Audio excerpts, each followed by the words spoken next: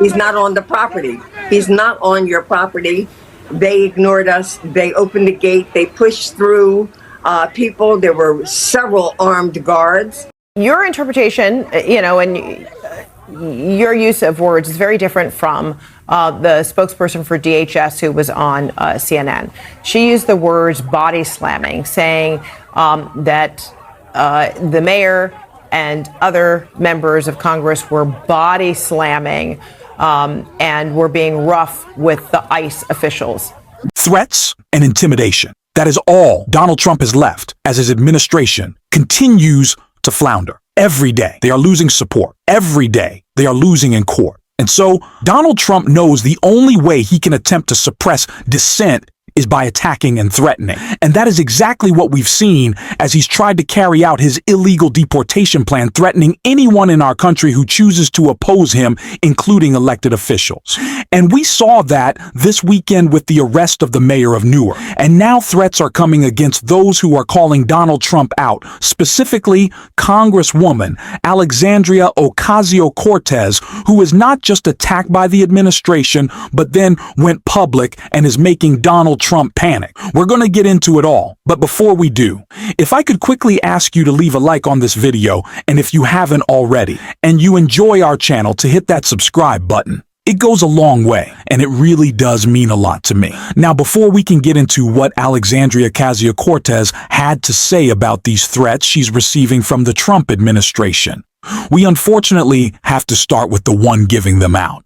That's Donald Trump's borders, or Tom Homan. There's not the proper way to do it. There's a proper way to conduct oversight. There's a way to make appointments, go in this facility. You don't break into a facility when a bus full of criminals are being, brought into that facility. This is about the safety and security of the employees. This is about the safety and security of the illegal aliens. And it's about the safety and security of the public. You just don't make an entry that gate. You don't make an unauthorized entry while they're moving a bus of criminals in the facility. There's a right way and wrong way to do it. And look, I've said from day one, you cannot support ICE. You can go ahead and support sanctuary cities, but you can't cross that line. You can't cross the line of impediment. You can't cross the line of knowingly harboring, concealing an illegal alien. You certainly can't trespass in a facility that's contracted by the U.S. government to house criminals. That'd be like breaking into a state prison, not going through the proper protocols. This creates a huge safety crisis, and these elected politicians know that. This isn't about the due process. This isn't about constitutional rights. This is about politics. They simply don't want these people removed from this country. They don't want immigration enforcement in this country, and that's what it's all about. They can try to hide it all they want with these protests around the facility, but we can continue to do what we're doing. That facility's got some of the worst of the worst. We're keeping President Trump's promise to the American people that elected him for the sole reason of securing the border and removing these public safety threats from the communities. That's exactly what they're going to do. They can stand out and scream all they want. They can trespass, they'll be arrested. If they impede, they'll be arrested. If they knowingly harbor and conceal, they'll be arrested. We're going to do this job for the American people. To pretend that it's elected Democrats interfering with the enforcement of the rule of law and not Donald Trump in his entire administration is crazy. This is someone who is consistently breaking with judges. He's appointed a Supreme Court. He is practically packed to the brim with his own loyalists, as he is the one breaking the law, carrying out his illegal immigration plan. And somehow the idea that Democrats doing oversight of an ICE facility in their jurisdiction is grounds for arrest is ridiculous. But it just goes to show that what this Trump administration is about right now is intimidation. And someone who was on the ground, Congresswoman Bonnie Watson Coleman, called that out of the experience she had when she went to that ICE facility. And before we get into AOC, I want to hear what she had to say. So we were there for a tour. ICE was giving us the runaround. We finally got into a facility. We heard some noise. We came out. We found out the mayor was there, and ICE was having conversations with him. They asked him to leave the facility. He left the facility, went behind the gates, out there with the protesters. The ICE members were talking on the phone. We hear them say, "All right, we're going to go to arrest him." We asked, "Why are you arresting him? He's not on the property." He's not on your property. They ignored us. They opened the gate. They pushed through people. There were several armed guards. Your interpretation, and your use of words is very different from the spokesperson for DHS who was on CNN. She used the words body slamming, saying that the mayor and other members of Congress were body slamming and were being rough with the ICE officials. You're disputing that. Yeah, so how ridiculous does that sound? They're 200 pounds. They've got about 35 pounds worth of stuff around them, including a gun on their arms. I can tell you what I think about what they're saying. The President of the United States opens his mouth every day and lies. He can't breathe without lying. He's given permission to his cabinet and those who work for him to lie. And she's lying too. And so I was there. I saw it. I was a part of it. I was in the middle of it.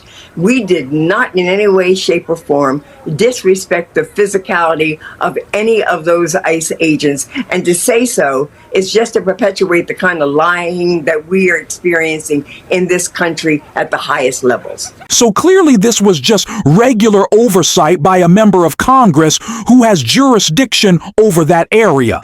And the Trump administration did their best to make as big of a scene possible. And it's the reason that we now have Tom Homan saying that he is willing to look into and is going forward with arresting elected officials who get in the way of this plan on the grounds of protecting Americans. But how is it protecting people when you're going forward with illegal searches and seizures? You're arresting people, not even arresting kidnapping people, because when these ICE agents, when these mass thugs who practically could be Proud Boys at this point, we don't know. There's a lot of overlap. They are throwing people in the back of unmarked vans, refusing to disclose who they are. How can we possibly know that this is law enforcement and not just Donald Trump's fascist takeover? Well, that is exactly what AOC was talking about when she called out not only the attack she's getting from the Trump administration, but what she's doing to fight back. And now what DHS is trying to say, again, they're using public intimidation because they know that they cannot come for us all.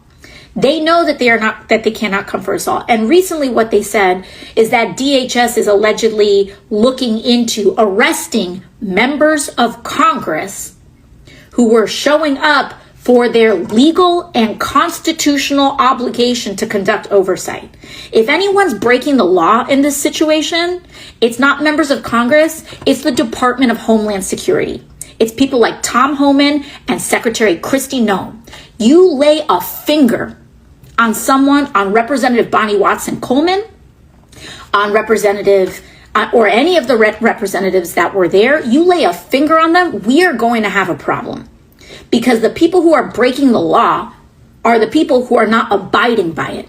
And it is enshrined in the law that members of Congress who show up to ICE and CBP facilities are required to be granted access, legally required to be granted access. And they legally cannot be inhibited from accessing these facilities to conduct their constitutional obligation to investigate and conduct oversight. So if Kristi Noem wants to break the law, that's on her. But it sure as hell is not someone like Representative Robert Menendez that needs to be arrested, okay? If we want to talk about criminality, let's just look at Donald Trump. The man is accepting gifts from foreign governments that he's just pocketing, playing it off as some beautiful donation representative of I'm such a great deal maker. But no, this is just a scam. This is a Trump scam. Everything that is happening is for Donald Trump. He is not serving us. Get out of here. You're not even going to acknowledge that idea that Donald Trump has the American people's best interest in mind, or the lie Carolyn Levitt was trying to push that he left his life of luxury and leisure to come serve the American people. He ran for president again because he was trying to get out of going to jail, and now he's given more reasons why he should be in jail. If you're going to open up Alcatraz, maybe do it for yourself. That's what we're going to talk about on this show every single day. That's what we're going to call out. And if you want to support that, as always, you can hit that subscribe button, leave a like on this video, and if you stuck around to the end, you drop a blue heart in the comments. And until next time, I'll see you soon.